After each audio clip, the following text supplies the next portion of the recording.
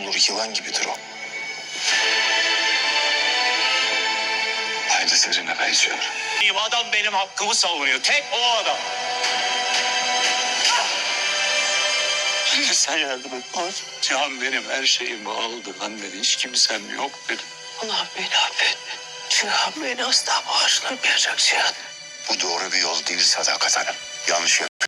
Herkese merhabalar, kanalıma hoş geldiniz. İbrahim Öztekin ben. Videomuza başlamadan önce sizden ricam kanalımıza abone olup videomuzu beğenmenizi rica ediyorum. Evet arkadaşlar, gördüğünüz gibi Uzakşehir'de neler olduğunu gördük. Uzakşehir yepyeni bölümü vardı bugün ve çok izledik, severek izledik açıkçası. Can gönülden izledik. Peki arkadaşlar, kimler izledi? Önümüzdeki haftanın ilk fragmanını da sizinle paylaşmaya başladık. Yorumlarınızı bekliyoruz. Kanalımıza abone olmanızı da rica ediyorum. Görüşmek üzere, hoşçakalın.